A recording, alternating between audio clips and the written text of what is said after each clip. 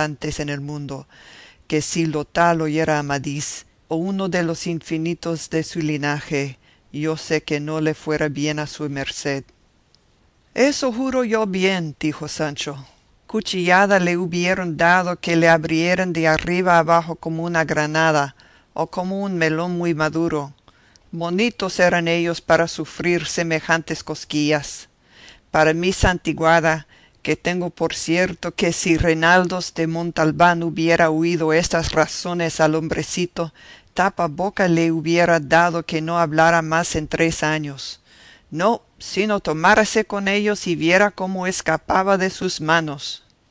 Perecía de risa la duquesa en oyendo hablar a Sancho, y en su opinión le tenía por más gracioso y por más loco que a su amo, y muchos hubo en aquel tiempo que fueron deste mismo parecer. Finalmente don Quijote se sosegó, y la comida se acabó, y en levantando los manteles llegaron 4 doncellas, la una con una fuente de plata, y la otra con un aguamanil asimismo de plata, y la otra con 2 blanquísimas y riquísimas toallas al hombro, y la cuarta descubiertos los brazos hasta la mitad, y en sus blancas manos, que sin duda eran blancas, una redonda pella de jabón napolitano.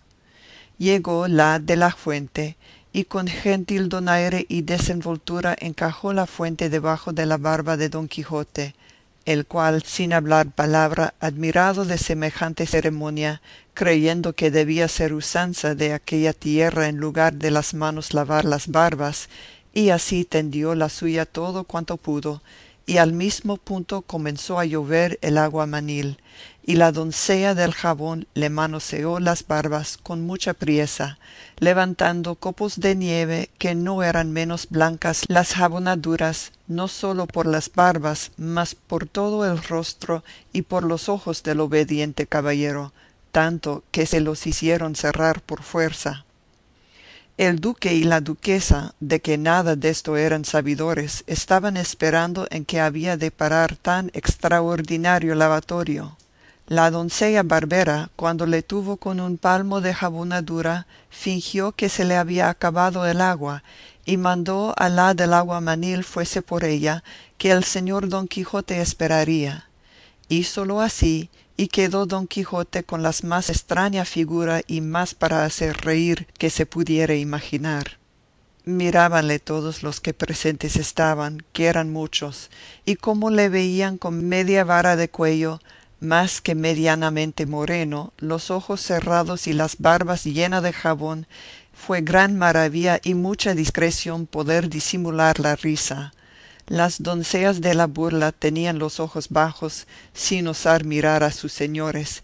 A ellos les retozaba la cólera y la risa en el cuerpo, y no sabían a qué acudir, o a castigar el atrevimiento de las muchachas, o darles premio por el gusto que recibían a ver a Don Quijote de aquella suerte.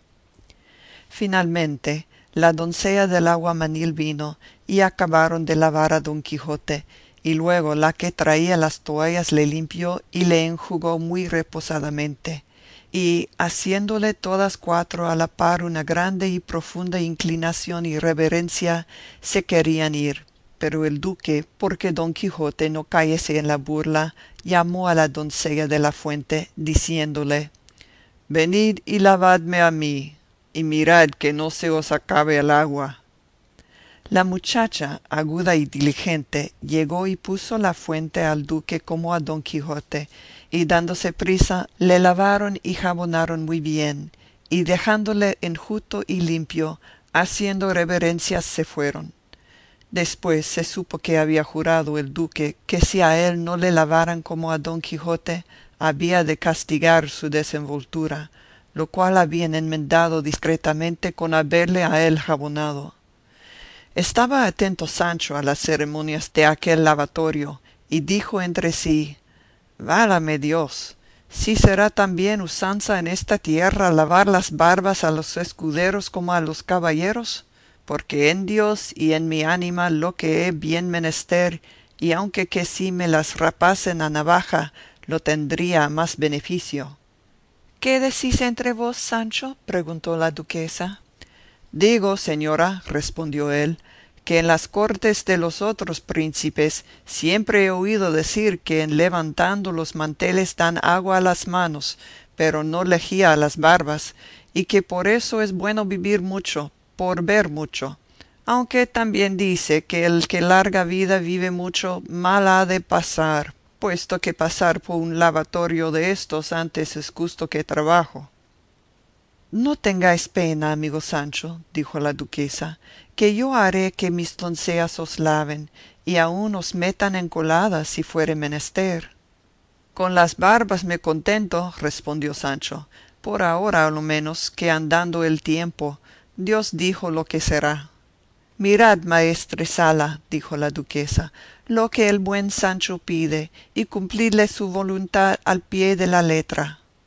El maestresala respondió que en todo sería servido el señor Sancho, y con esto se fue a comer, y llevó consigo a Sancho, quedándose a la mesa los duques y don Quijote, hablando en muchas y diversas cosas, pero todas tocantes al ejercicio de las armas y de la andante caballería. La duquesa rogó a don Quijote que le delinease y describiese, pues parecía tener feliz memoria, la hermosura y facciones de la señora Dulcinea del Toboso, que, según lo que la fama pregonaba de su belleza, tenía por entendido que debía de ser la más bella criatura del orbe, y aun de toda la Mancha. Sospiró don Quijote oyendo lo que la duquesa le mandaba, y dijo: Si yo pudiera sacar mi corazón y ponerle ante los ojos de vuestra grandeza, aquí sobre esta mesa y en un plato, quitara el trabajo a mi lengua de decir lo que apenas se puede pensar, porque vuestra excelencia la viera en él toda retratada. Pero ¿para qué exponerme yo ahora a delinear y describir punto por punto y parte por parte la hermosura de la sin par Dulcinea, siendo carga digna y de otros hombros que de los míos, empresa en quien se debían ocupar los pinceles de Parrasio, de Timantes y de Apeles, y los buriles de Lisipo para pintarla y grabarla en tablas, en mármoles y en bronces, y la retórica ciceroniana y demostina para alabarla? ¿Qué quiere decir demostina, señor Don Quijote?, preguntó la duquesa, que es vocablo que no le he oído en todos los días de mi vida.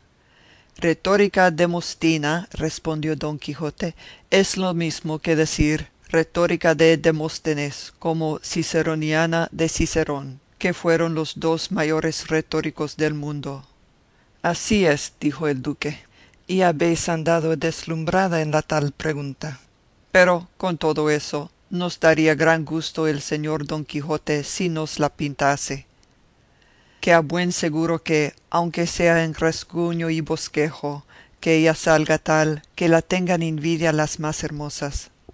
Sí, hiciera, por cierto, respondió Don Quijote, si no me la hubiera borrado de la idea la desgracia que poco ha que le sucedió, que es tal que más estoy para llorarla que para describirla, porque habrán de saber vuestras grandezas que, yendo los días pasados a besarle las manos y a recebir su bendición, beneplácito y licencia para esta tercera salida, hallé otra de la que buscaba.